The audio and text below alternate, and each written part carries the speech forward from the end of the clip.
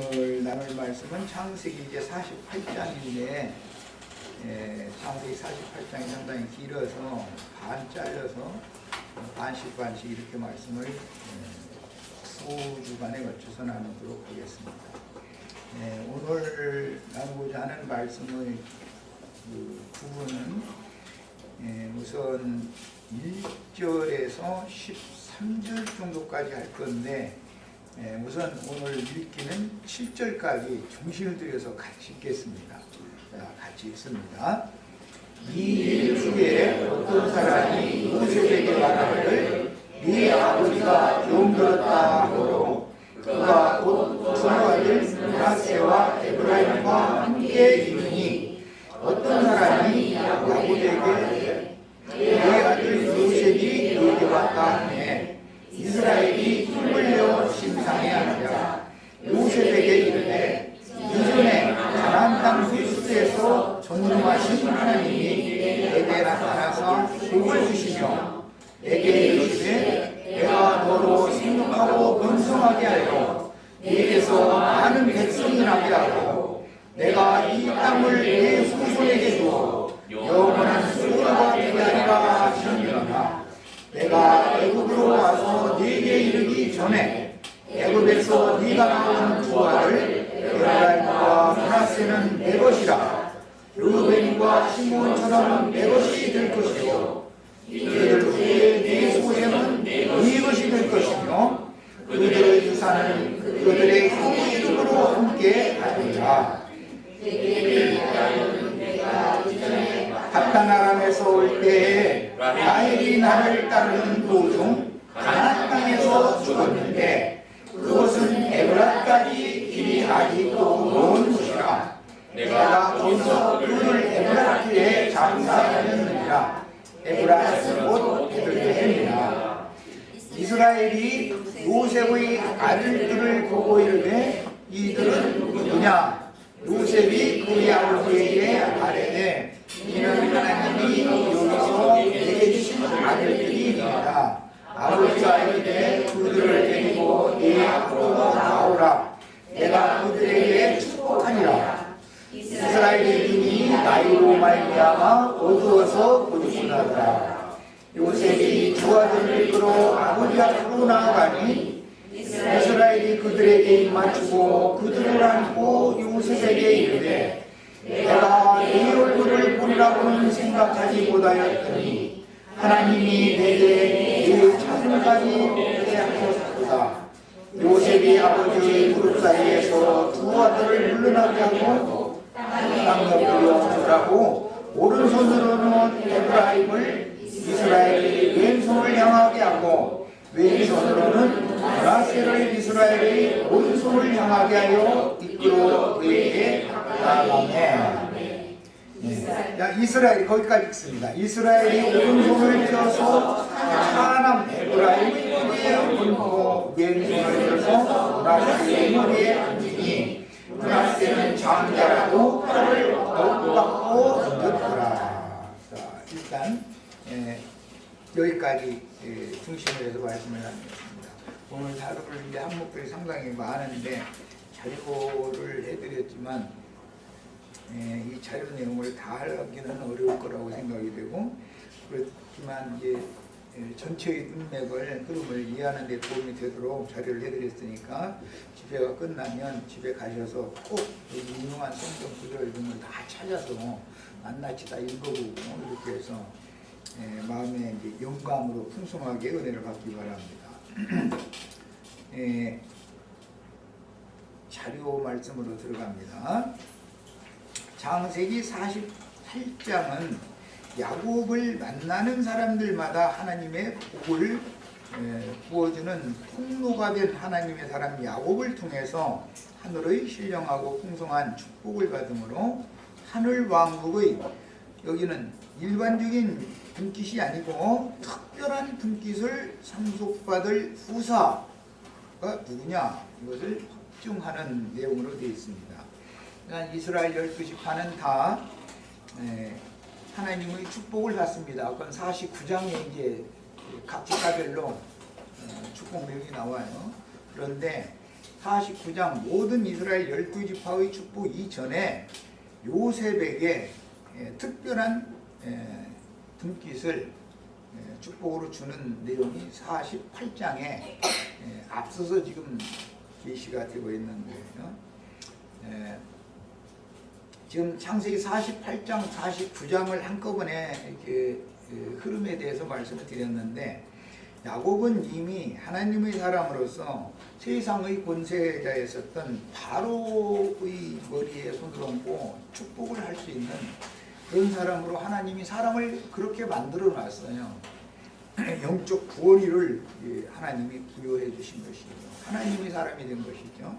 그런데 그 하나님의 사람이 바로를 축복하는 것은 바로의 나라가 잘 되어져야 애굽에 내려온 이스라엘 나라가 생육하고 번성하고 평안히 신앙생활을 하는데 도움이 되기 때문에 축복을 한 것이고, 그런 그런 말씀의 연유에서 신약에도 보면 우리가 세상의 그 왕들을 위해서도 믿는 이들은 기도를 해야 된다. 그것은 그 세상 나라가 잘 되라는 것이 목적이 아니고 평안하고 안정한 가운데에서 신앙생활을 잘 할 수 있게 하기 위해서는, 그 일을 위해서는 세상 나라의 그런 인분들을 위해서도 우리가 다 기도를 해야 된다, 이렇게 되어 있어요.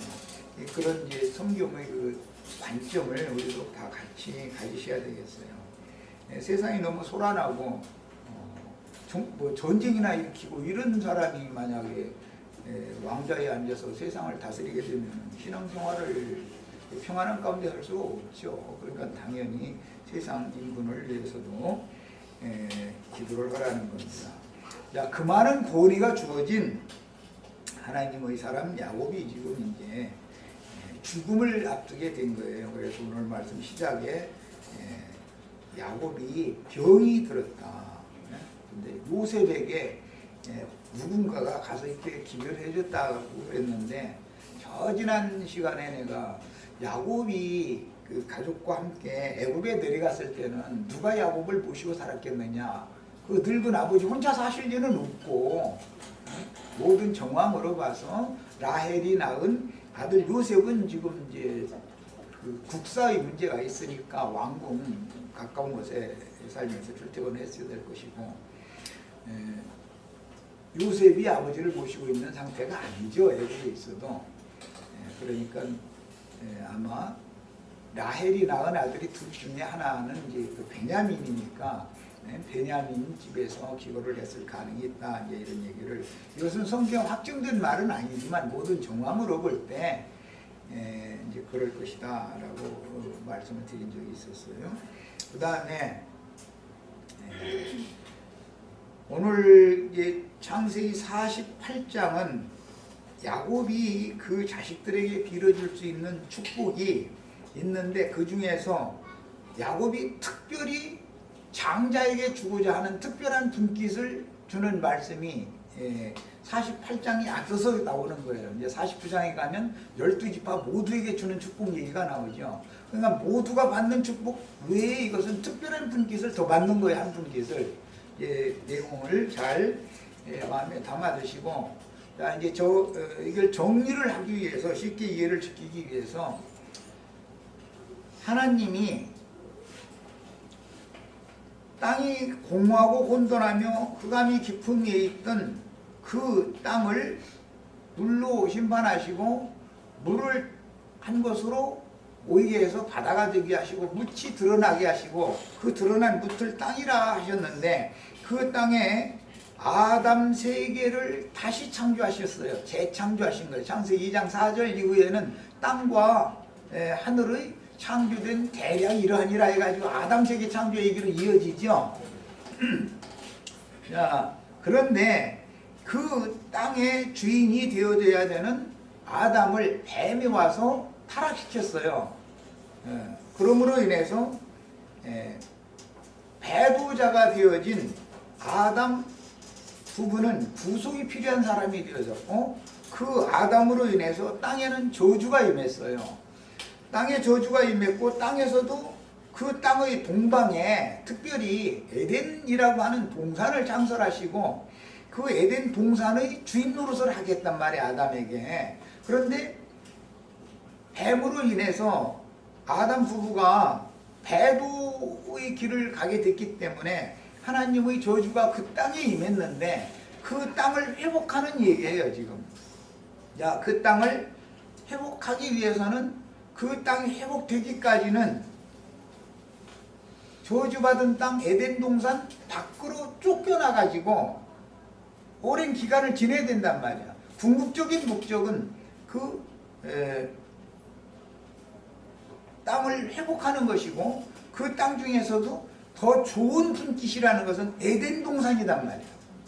그 에덴 동산의 실상은 위에 있는 예루살렘 계시록에 나오는 신부성이에요. 거기에 생명나무와 생명수가 거기에서 흐르는 거니까 그곳으로 데리고 갈 특별한 축복을 받은 사람들이 있다는 거예요. 그 땅에서 살 사람들이 있고 에덴 동산에서 살 사람들이 있다 이런 말이에요.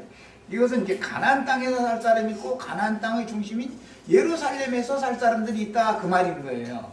자, 그러니까 특별한 분깃을 받는다라는 것은 대한민국 국민이지만 청와대에서 근무할 사람들이 있다 지금 그 말이에요. 그러니까 우리는 오늘 이제 내가 쉽게 표현하나 그렇게 표현해 드리는 거예요. 48장에서는 땅의 회복을 다루고 있지만 땅의 구속에 대해서 다루고 있지만 땅의 회복 중에서도 회복된 땅 중에서도 가장 좋은 기업을 누가 차지할 거냐 그 말이에요. 그 기업을 요셉에게 준다. 지금 창세기 48장은 이 내용입니다. 자, 그러니까 에덴 동산의 유업이라고 하는 것은 실제로는 땅 끝까지 나가서 복음을 전파해서 얻은 사람들 중에 교회가 더 좋은 분깃인데 세상을 다 주님의 나라로 만든다 할지라도 온 땅이 다 주님의 것으로 회복되어져 돌아온다 할지라도 그 중에서도 교회가 가장 좋은 분깃이다 그래요. 그러니까 그 하나님이 준비해 놓으신 유업을 누가 받을 것이냐? 교회는 하늘의 장작교회만이 특별한 분깃이 되는 것이고 그 하늘의 장작교회를 거쳐서 신부성으로 결론이 기결이 되는 거기 때문에 지금 이제 오늘 읽은 우리 이 창세기 48장 말씀을 통해서 지금까지 내가 간략하게 한 10분 동안 말씀드린 이 큰 그 성경의 윤곽 흐름을 마음에 담아두시고 오늘 말씀 이제 들으시는 거예요. 지금까지 얘기한 이 말이 충분히 마음에 잘 저장이 되셔야 됩니다. 이것이 성경의 구속사예요. 아주 나는 간략하게 이것을 말씀을 드린 거예요. 성경 전본을 요약해서 말했다고 할 수도 있어요. 자, 그런데 중요한 것은 땅에 구속을 받으면 구속하신 땅, 값 주고 산 땅이라는 건 야곱이 이게 금화를 주고 산 땅을 특별히 기업으로 주겠다라는 걸 약속하는 건데 바단 아람으로 갔다가 20년 만에 돌아와서 첫성 귀구한 것이 세겜성이라는 곳이죠. 그 세겜성이라는 곳에서 세겜성 사람들에게 금화를 100개를 주고 땅을 샀다는 거예요. 그 바단 아람에 갔다가 돌아와서 산 땅이 실제로는 예수님의 피값으로 사신 피밭이라는 거예요. 이 세상은 전부 저주받은 땅이지만 그 중에 특별한 분깃이 있는데 주님께서 피로 사신 밭이 있어요. 그 피로 사신 밭은 교회를 말하는 것인데 그 주님의 교회의 영원한 완전한 기업을 누가 유업으로 받을 거냐 그 말이에요. 지금 이해하셨죠? 자, 이런 것을 마음에 잘 담아두시고 말씀을 읽는 겁니다. 늘 성경을 읽을 때는 이건 계시가 필요해요. 성경이 말하고자 하는 구속사, 성경이라는 건 모든 장철, 일정 일획도 전부 하나님의 구속사에 초점이 맞춰져서 기록이 된 거기 때문에 지금까지 내가 요약적으로 말씀을 드린 이런 말씀의 흐름을 딱 잡을 수 있는 계시를 받아야 되는 거예요. 자, 구약시대라고 하는 것은 첫 아담 때에는 그 말과 같은 뜻이에요. 첫 아담 때에는 아담이 장자권자였죠. 모든 사람들 중에 하나님이 마음에는 아담이 장자권자잖아요. 첫 아담이 구속사의 첫사람이에요. 이게. 그때 당시 아담 외에는 사람들이 없었던 게 아니에요. 온 땅에는 많은 인류가 살았지만 하나님의 마음에는 아담과 아담의 배필인 하와가 하나님의 마음에서는 장자권자다 그런 말이에요. 예. 그래서 옛언약 때에는 아담과 하와가 장자권자인 것이고, 그것은 이스라엘 역사에서는 첫 언약 때에는 유다와 이스라엘 민족이 장자권자였었어요. 신약시대가 되면 장자권이 바꿔진다고요. 신약시대가 되면 이것은 새언약 때에는 요셉으로 상징된 예수님과 주님이 세운 주님의 배필인 교회가 장자권을 받는 것이다 그 말이에요. 그러니까 첫 언약이 어떻게 둘째 언약, 새 언약으로 경륜이 바꿔지는가, 이것을 지금 말하고자 하는 것이고, 둘째 언약 안에 있는 백성들이라 할지라도, 새 언약 안에 있는 백성들이라 할지라도 땅에 속한 유업을 받는 육적 장자권자들인 세상 교계의 기득권자들과 주님의 교회의 영적 장자권을 계속 이어가야 되는 영원한 기업을 상속받은 주님의 교회의 장자권자들이 누구냐 그 말이에요. 이것을 지금 말하고자 하는 거예요. 그러니까 첫 아담에서 둘째 아담 예수 그리스도께로 장자권이 옮겨지는 거예요. 이것이 먼저 된 자가 나중되는 이치예요. 그 다음에 예수님의 교회는 반드시 타락하게 돼 있다 이거예요. 하나님께서 원래 천사들의 반역으로 인해서 심판해버린 그 땅이 물에 덮였다가 회복이 되어져서 그 땅에 사람들이 생존하게 해놓고 아담을 구속사의 머리로 장자권자로 아담 부부를 세웠지만, 아담 부부가 또 타락하는 것처럼 주님께서 오셔서 교회를 회복해 놓는다 이게.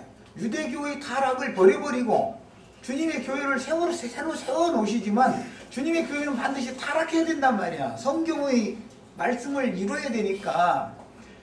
교회가 세속화되어지고 타락되어진 이후에 주님께서 때가 되면 영적 장자권을 승계할 사람들을 일으켜서 교회를 회복시켜 놓는다 그런 말이야.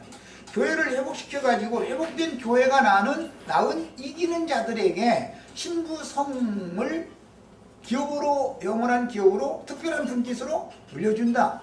예. 오는 새 세상에 천년 왕국 기간의 하늘의 분깃과 땅의 분깃이 있는데, 하늘의 기업에서는 이 사람 천사가 된 온전케 된 의인의 영들이 받을 것이고, 땅의 기업은 육신을 입은 회복된 이스라엘이 받는 거예요. 자, 이것을 지금 여기에 전부 암시를 해놓고 있는 것이다. 창세기 48장은 이런 큰 윤곽을 마음에 담아 두시고 나서 이 자료의 말씀을 들어가는 거예요. 지금까지 말씀드린 이 내용이 너무너무 중요한 내용을 지금 말씀드린 거예요. 성경 전권을 요약해서 말씀드렸어요. 성경을 읽을 때는 반드시 이러한 어떤 큰 윤곽과 맥을 잡을 줄 알아야 돼요. 말하고자 하는 의도가 있단 말이에요. 성경이라는 건. 자, 인용한 말씀 이제 같이 읽어봅니다. 창세기 33장 18절로 20절. 야곱이 밧단 아람에서부터 평안히 가나안 땅 세겜성에 이르러 성 앞에 그 장막을 치고 그 장막 친 밭을 세겜의 아비 하몰의 아들들의 손에서 100크시타로 사고 거기 단을 쌓고 그 이름을 엘로헤 이스라엘이라 했더라. 이게 20년 만에 돌아와서 첫 성이 세겜성이었죠.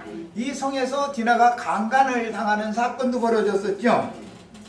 자, 이게 야곱이 돌아와서 장막을 쳤던 그 밭이라고 하는 것은 세겜 땅이지만, 가나안 땅의 세겜성 지역의 땅이지만 야곱이 거주하는 것은 밭이라고 했어요. 이것이 예수가 피로 사실 피밭에 대한 상징이다. 그때 당시 이미 말씀드렸죠. 피밭이란 말이야. 값주고 산 밭이다라는 건 예수님의 피로 사신 형제 자매님들의 영혼을 상징하는 말이다, 그런 말이에요. 이해하셨죠? 형제 자매님들은 이제 그래서 마귀의 것이었다가 누구의 것이 됐죠? 예수 그리스도의 것이 되었어요. 그래서 오늘 말씀에서는 내 것이라 네 것이 될 것이다, 이런 말씀이 나왔죠. 5절에 에브라임과 므낫세는 내 것이라, 야곱이 그렇게 내 것이다 이렇게 말했죠. 요셉의 아들인데 야곱의 아들로 입적시킨다 그래요. 이게 아들 되게 하는 그 내용인데, 이 말씀이 구속사의 핵심 주제예요.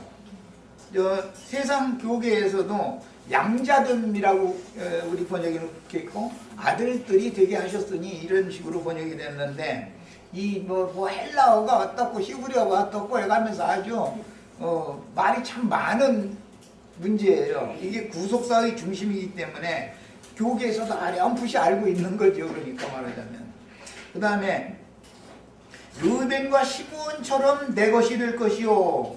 자, 이 문맥을 잘 보십니다. 요셉이 낳은 두 아들 에브라임과 므낫세가 야곱이 직접 낳은 르벤과 시므온처럼 내 것이 된다, 이렇게 표현을 했어요. 그러면 육신적으로 이스라엘 12지파를 대표하는 사람들이 르벤과 시므온이죠. 그런데 영적으로는 신약 교회에 적용을 한다면 에브라임과 므낫세가 교회 전체를 대표하는 장자권자다, 그 말이에요. 신약 교회를 대표하는 유대인들의 교회, 이스라엘 12지파를 대표하는 유대교의 대표자들은 르벤과 시므온이에요. 이스라엘 12지파를 대표하는 게 르벤과 시므온인데, 신약에 주님의 교회를 대표하는 사람들은 에브라임과 므낫세다, 지금 그 말이에요. 그런데 에브라임과 므낫세도 지금 사실은 차서가 바꿔진 상태죠. 원래는 므낫세와 에브라임이었잖아요, 앞에. 그랬는데 에브라임을 지금 앞세운 얘기를 했어요. 우스로는 에브라임의 머리에 이렇게 어긋 맡겨서 이렇게 안수를 했다는 거예요. 자, 이것은 이미 창세기 지난번 한 20여 년 전에, 20몇 년 전에 창세기 말씀 나눌 때 신약으로 보자면 바나바와 바울을 상징한 거다라는 거 이미 말씀드렸었죠. 바나바가 앞서죠. 바나바 무슨 지파죠? 네, 레위지파예요. 어디에서 출생한 사람이에요? 예, 쿠브로, 키프로스라고 영어에는 이렇게 번역이 됐는데, 지중해 변이 큰 섬이 있는데 구브로 섬 사람이에요. 거기 태생이에요. 그 다음에 사울이라는 사람이 있는데 그 사람은 무슨 지파예요? 베냐민 지파예요. 어디 출생이에요?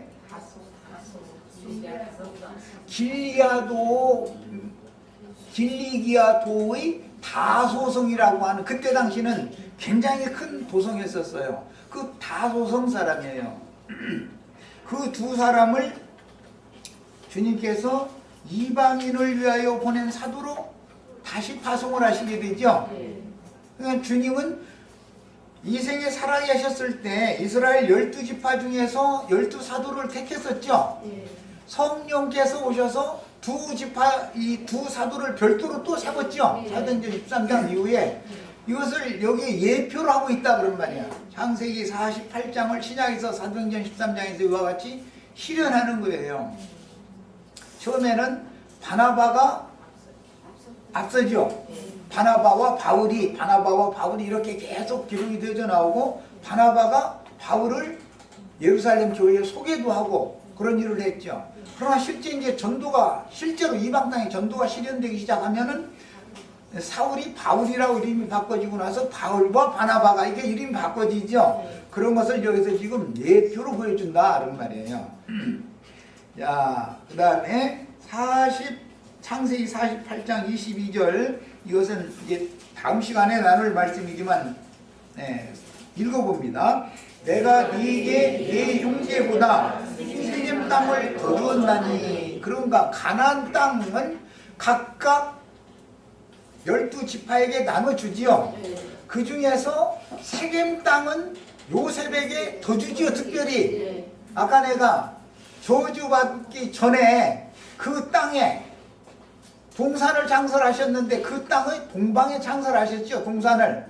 그러니까 그 땅의 기업을 받을 사람들이 있고 그 땅의 동방에 특별히 장설하신 낙원 에덴 동산을 누가 기업으로 받을 거냐 그 말이야. 이해하셨죠? 요셉에게 이것을 준단 말이야. 구약의 예표상으로는 유다가 장자권자였지만 실제로는 요셉이 장자의 권리가 있는 것이지 유다는 명분만 갖고 있는 것이지 권리는 없는 거예요. 아담은 완전히 그 권리가 없었죠.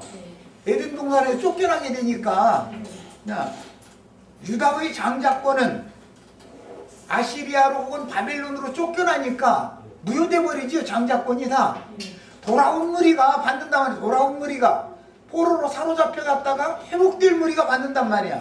주님이 세운 교회는 반드시 세상으로 쫓겨난단 말이야. 세상 교회가 된단 말이야. 버림받는 거예요. 그러나 교회는 반드시 회복되게 돼 있다. 주님의 말씀을 이루어야 되니까. 그래서 내가 하늘의 장자권 얘기를 하면은 하늘의 장자교회라는 말을 하면은 이게 성경 전권을 응하게 하는 비밀의 계시다 이거예요. 이 말은 그냥 여기서는 다 알아들은 것 같아가지고 아멘하고 나가지만 이 말을 내가 지금 처음 하는 게 아니에요. 20여 년 전부터 한 얘기예요. 반복해서 시간만 남아는 얘기예요. 그래도 다 알아들은 것 같은데도 나중에 보면 계시가 확실하지 않을 수가 있는 거예요. 이만큼 이게 어려운 문제예요. 성경 전권에 하나님의 경륜의 완성을 지금 다루는 문제이기 때문에 교회라는 것이 주님의 기업이에요. 그렇지만 교회 중에서도 장자권자들의 교회가 있는 것이다. 이거 특별한 분깃을 기업으로 받을 자들이 있는 것이다. 그래서 우리 형제 자매님들은 이런 이상이 분명해야 이것이 너무 확실하면 여기에 나 인생을 걸 수 있다 이거예요. 말씀에 내 인생을 거는 것은 완전한 투자를 잘하는 거예요. 인생의 목적을 여기에 딱 걸을 수 있단 말이야. 그래야 이기는 자가 되는 것이고 또 계시가 없으면 이긴 자 얘기 맨날 해도 소용없어요. 계시가 불분명하면 핍박이 오거나 환란이 오거나 문제가 오면 다 떠나가게 돼 있는 거예요. 잘 믿는 것지 했어도 소용없어요. 그건 다 한쪽으로 붕붕 뜨고 오는 거 다 소용없는 거예요.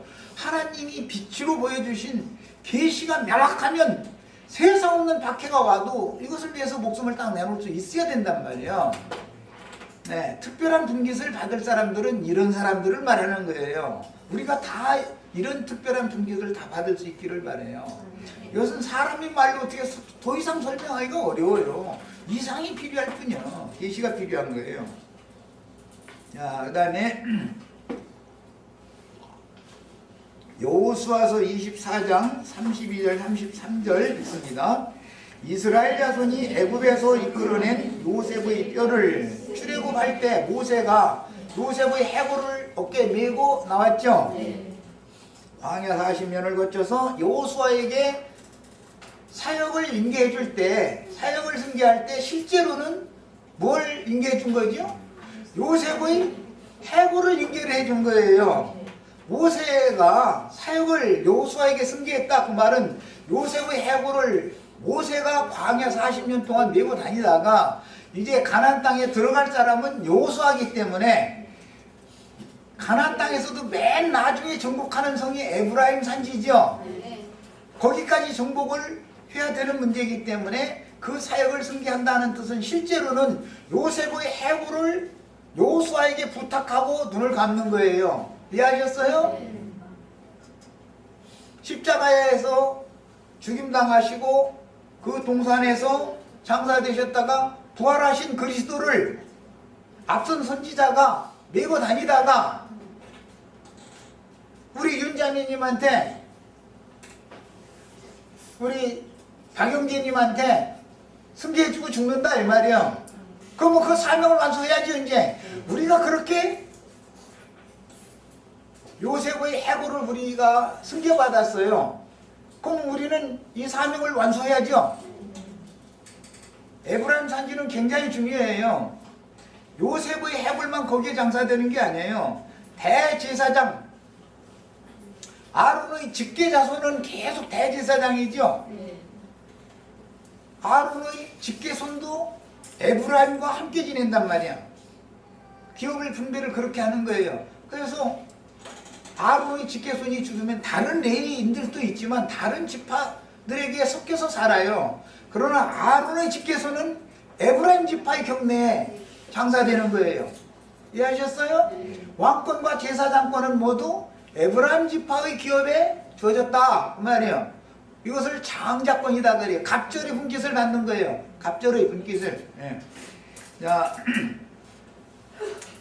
그 다음에 33절 아론의 아들 엘르아살도 죽음에 무리가 그를 그 아들 비누아스가 에브라임 산지에서 받은 산에 장사하였다. 레위 계열은 48성읍에 흩어져서 살죠. 그렇지만 그 중에서 대제사장이 거류하는 도피성은 도피성 6개가 있는데 그 중에 대제사장이 심무하는 도피성은 대표적인 도피성이잖아요. 그 도피성이 어디냐면 에브라임 기업의 경내에 있는 도피성이다. 그러니까 대제사장은 늘 거기서 심으른다는 말이야. 이렇게 중요한 거예요. 영원하신 성령으로 말미암아 멜기세덱 반차에 따른 영원한 대제사장 직무를 하시는 주의 성령은 어디에 임재하신다고요? 에브라임 산지에 임재하시는 거예요. 에브라임 기업에 임재하시는 거예요. 이게 하늘의 시온산에 세운 장자들의 교회란 말이에요. 거기에 왕이신 그리스도, 대제사장인 그리스도가 거기에 좌정하신다라는 이상이 밝아지셔야 돼요. 우리 형제 자매님들이 이게 교회의 이상이라는 게 이렇게 중요한 거예요. 거기에서 청와대에서 대한민국을 다스리는 거예요. 이해하셨어요? 기왕이면 우리는 청와대에 근무하는 사람이 되셔야죠. 뭐 저기 지방 도지사한테도 뭐 참 훌륭해요. 그런데 지방 도지사 고사치고 대한민국 백성만 돼도 고맙겠다 이러시면 여기 올 자격도 없고 여기서 이런 얘기 맨날 해야 뭔 속에서 뭐예요. 구원만 받아도 상급이지 이런 소리만 해서 아주 내가 제일 듣기 싫어하는 소리가 그 소리야. 그런데 나중에 알고 봤더니 내가 나중에 들어보니까 어떤 형제가 상이 무슨 특별한 상이 따로 있느냐고 구원받은 것이다 상이지 나 이래버려놨더만. 이거는 완전히 지금 정말 성경을 구속사를 너무 모르는 거예요. 구속이 뭔지를 모르는 거예요 지금. 그럼 기독교계가 다 그 말이죠. 구원받은 상 몇 개 더 있느냐. 구원은 대한민국 국민은 대한민국에서 대한민국의 어머니 아버지한테 나면 대한민국 국민 자동으로 되는 거예요. 그래도 공무원은 특별하단 말이에요. 공직자는. 그런데 기왕 공직자가 되어져도 청와대에서 근무하는 공직자가 되어야 된단 말이에요. 도지사가 아무리 거기서 자기네 도에서는 큰소리 칠지라도 청와대 비서관이 전 한마디 하면은 허락한데 이거 다 따라서 해야 돼. 왜냐면 그건 대통령 명령을 대신 전하는 사람이니까. 이해하셨어요? 특별한 분깃을 더 받는 것을 이렇게 받으셔야 돼요. 아브라함의 기업에 들어가는 것이 목적이 아니에요. 우리는 당연히 아브라함의 기업은 구약 백성들을 위한 것이고 야곱의 기업은 신약 백성들을 위한 것인데 신약 백성들이라 할지라도 특별한 분깃을 받는 사람들이 되어야 된다 이 말이야. 구약 백성들도 특별한 분깃을 받아야지요. 구약 백성들도 율법에 따른 장자권 땅의 장자권을 육적으로 앞에서 행하는 자들이 있죠. 먼저 든 자들이 있었었죠. 그러나 사실은 선지자의 노선에 따르는 소수의 무리, 감춰진 무리가 있어요. 나중 든 자들이지만 그들이 먼저 든단 말이야. 언제나 마찬가지예요. 신약 시대에도 세상 교회가 먼저 든 자들이죠. 세상 교회 유명한 신부님, 목사님들이. 그러나 그들이 나중이 되고 교회가 회복되어졌을 때 회복교회를 이끄는 장자권자들과 회복교회에 들어온 성도들이 먼저 되는 것이 하나님의 경륜이다 이 말이야.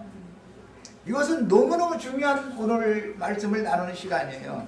자, 이제 요한복음 4장 읽습니다. 요한복음 4장 5절로 6절에 사마리아에 있는 수가라 하는 동네에 이르니, 이것은 창세기 33장 16절로 20절 사이에서는 세겜성의 숫곳이라는 것이에요. 사마리아 성의 수가성, 수가라고 하는 곳은, 사마리아 성의 수가라고 하는 것은 창세기에서는 33장 16절로 20절 바단 아람에서 돌아왔을 때 땅을 산 곳이 거기죠. 야곱이. 그다음 세겜성의 숫곳이라는 곳에 장막을 치고 짐승을 위하여 우리가리를 짓고 짐승을 먹이려면 거기에 우물도 파야 되고 이제 다 그랬죠. 그랬는데 그것을 금화로 샀다는 거예요. 그 기업을 요셉에게 주는 얘기를 오늘 하는 거예요. 자, 사마리아에 있는 수가라 하는 동네에 이르니, 이것은 구약 성경에는 세겜성의 숫곳이라는 곳이다 말씀드렸고, 야곱이 그 아들 요셉에게 준 땅이 가깝고, 야곱이 요셉에게 준 땅이 오늘 창세기 48장에서 주는 땅이죠. 한 분깃을 더 준다. 그것이 금화로 세겜성 사람들한테 산 땅이잖아요. 거기에 또 야곱의 우물이 있더라. 이 야곱의 우물이라고 하는 것은 성경에는 두 군데가 있어요. 오늘 자료를 그 작은 E5 용도로 해드렸는데 거기 한번 읽어보겠습니다. 야곱의 우물이 있는 사마리아 지방의 시카르, 그것은 구약의 용어로는 숫곳이에요. 숫곳. 오늘날 아스카르와 동일한 것 같다. 이제 이건 확실한 지명이라고 확증하기가 어려우니까 지금 이제 신학자들이 이렇게 표기를 했겠죠. 아스카르는 세겜과 매우 가까우며 예루살렘에서 사마리아를 통과해서 갈릴리아로 가는 길가에 있다. 이렇게 표현이 됐고, 지도가 있어요. 이것을 잘 살펴보세요. 자, 이제 다시 이 자료로 돌아옵니다.